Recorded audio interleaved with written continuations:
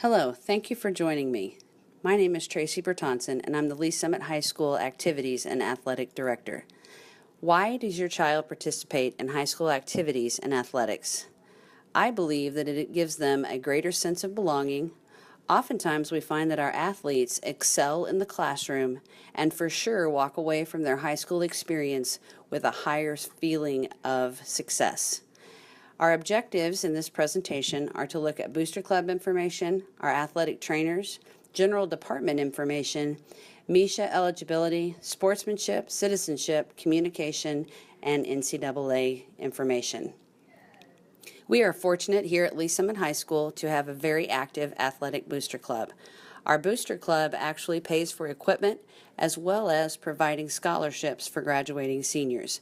I would encourage any family to join the athletic booster club for a minimal family fee of $20 and to also find a way to be active in helping the organization in small ways like helping out the concession stand or in more active ways becoming a member of the board of the booster club.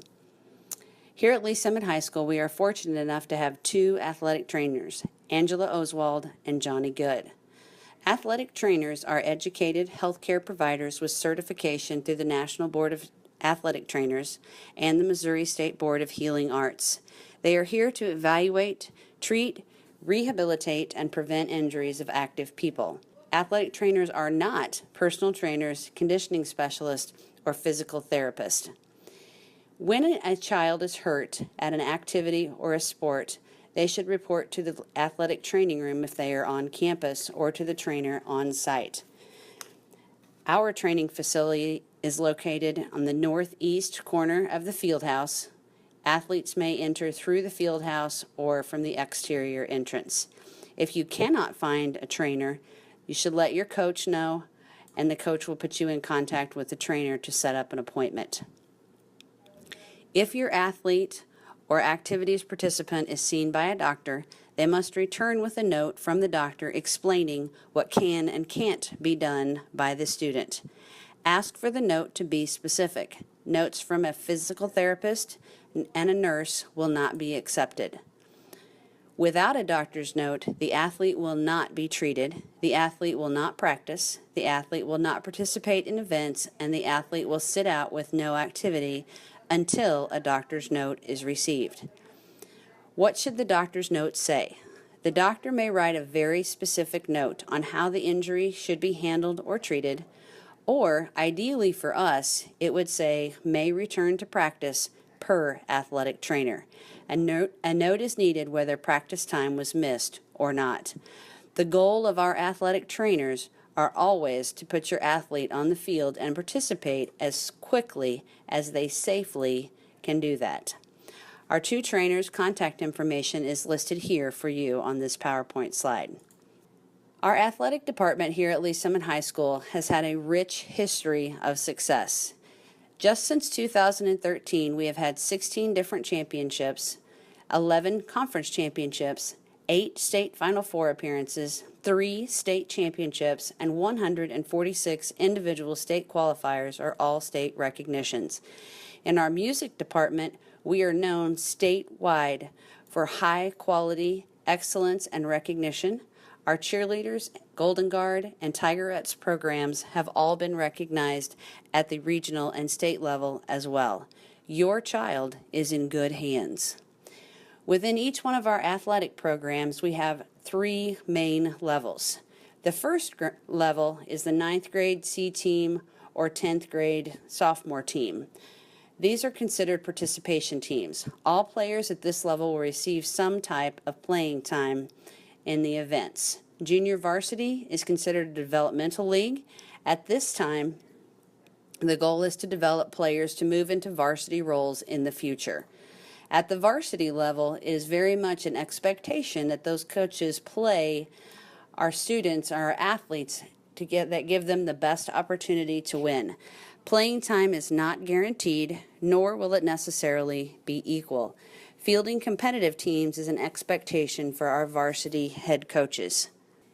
If you are interested or if you are upset about a decision that a coach has made or a sponsor has made in your program, I would highly encourage you in a calm, respectful way after the situation has calmed down, probably the next day, contact them via email or a phone call and discuss the situation with them. What does your student have to do in order to participate here at Lee Summit High School? They must have a physical on file after February 1st, 2017, with the concussion form signed. They must have paid their mandatory $50 participation fee. And gratefully, this is something that goes across activities and athletics. So if your child is a member of the band and the tennis team, it is just $50 total. For a family, it's a maximum of $100. Parents or guardians must attend this meeting and sign the commitment form, and the athlete should also sign the form as well. According to our MSHA guidelines, and that's the Missouri State High School Activities Association, the student must be enrolled in at least 6 credit-bearing courses during the semester or semesters of competition. They must have earned a minimum of 3 credits prior to high school experience in the prior semester, Transfer students must be approved by the MSHA office before competing. All eligibility information can be found on the MSHA website. Attendance. In order for your child to participate, they must be in attendance a minimum of 4 hours during the day of the competition. Exceptions are granted with administrative approval. If students come to school and leave during the day for health reasons, they may not return to participate that day in activities without administrative approval. Each individual coach or sponsor has the authority to set more restrictive attendance requirements. As you are working with your student, remind them that citizenship is not optional. Credible citizens are citizens not under school suspension due to disciplinary consequences, students who choose not to be present where illegal activities are occurring, and students who are in good standing with the judicial or legal system. Citizenship includes school disciplinary issues. So if your child is in ISS or on OSS, they may not participate in activities that day. If they are posting pictures on social media or inappropriate text messaging and are being disciplined, they may not participate in our activities. Hazing, harassment, bullying, cyberbullying, profanity, disrespect, vandalism, all of these are character issues. Athletes involved in illegal activities, anything involving law enforcement, drug, alcohol, and tobacco violations will all be citizenship violations in the eyes of MSHA activities and athletics. Non-credible citizens may result in disciplinary actions with regard to activities.